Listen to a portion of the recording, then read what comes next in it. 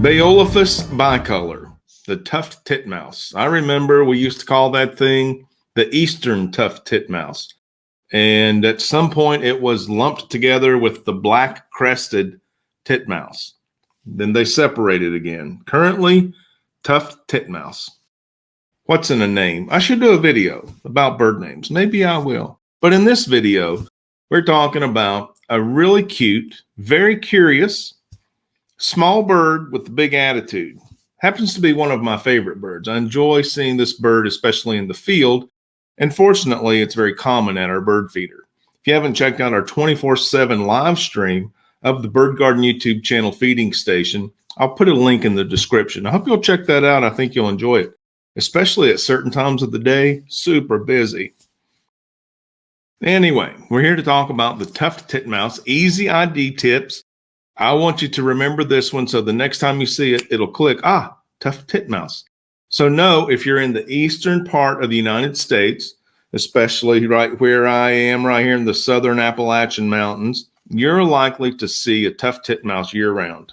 Okay, now here's a list of traits, physical traits and characteristics about the bird that will help you confirm that you're in fact looking at a tufted titmouse. I think once you see the bird, commit it to memory, that image is going to come back. Small, gray, tuft, short black beak. It's a very nice bird to have on our list of birds that we can identify. Here's my list of physical traits and characteristics. Strong legs, short, strong bill, usually associated with small flocks. It's very social, inquisitive, feeds on insects and seeds. That's why they're a popular feeder bird. Nests in tree cavities and birdhouses, occasionally bluebird boxes. It has a plain head, a short crest, black forehead. That's important. The black forehead. You're going to see some images. You'll understand what I'm talking about. The juveniles don't have the black forehead, but some of the close relatives don't either. So gray crest, black forehead, that's key. Relatively short, broad tail. It's reported to be our largest titmouse, and there are several in the genus. And again, some of my favorite birds, when I go out west, I love to see the bridled titmouse. Good looking bird, striking. It's very friendly with the chickadee. So here in the southeast, we have the Carolina chickadee. These birds are often seen together. They're like allies. They share habitat and food. So we often see them at the feeder together. In the footage coming up, you're going to see both of those birds enjoying the feeder at the same time. You can tell they're buddies. They're just hanging out, having a snack. The song of tufted titmouse is a strong two-syllable peter, peter, peter. It's a clear whistle. It's a strong two-syllable peter, peter, peter. 6.5 inches long, about a 9 3/4 inch wingspan. It's here year-round. And here's a clip of the tufted titmouse identification tips from the How to Identify Top 10 Backyard Birds video. That might be a good video to watch following this one. You can go ahead and add 9 more species to your list that you're able to identify. Number 6, tufted titmouse. It has a crest, mostly gray upper, a little bit of black on the face, mostly light under. It's a 6.5 inch long bird, 9.75 inches for a wingspan. It does have a pale face and orange flanks. If you get a good look at the side of that bird, it's got a splash of color down the flanks. It's pretty cool. And it lives all over the eastern U.S. and Mexico. Often seen with the Carolina chickadee in these parts. Those guys seem to be allies, sharing the same habitat, eating the same food. Those are my tips of how to identify a tufted titmouse.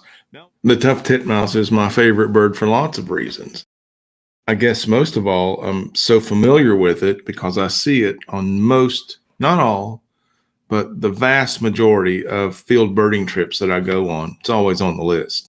I remember when I was in college, my ornithology professor taught me that when I heard and saw the tufted titmouse and the Carolina chickadees, not to take them for granted because they were so common, but to always find what was the cause of their commotion, because lots of times, especially in the spring, the vireos and the warblers would be moving along in mixed feeding flocks with the chickadees and the titmouse, which were most times more vocal when the warblers and vireos weren't on territory yet. So they were a good indicator species that, hey, there might be a lot of other target species over here. Come and check us out.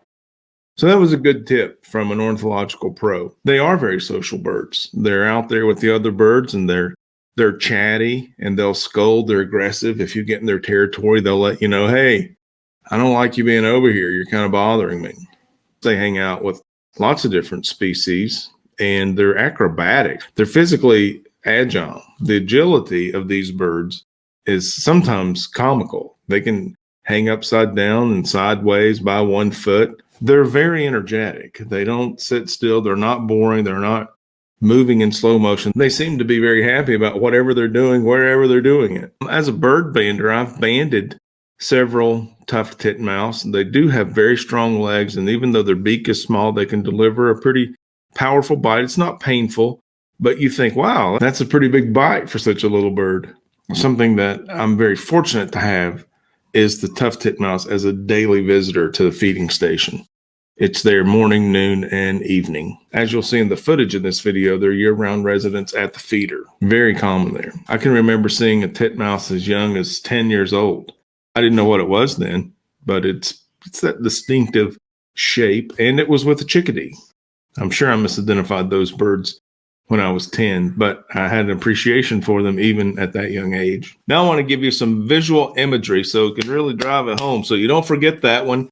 Good foundation to build on when you want to increase the number of birds you know how to identify.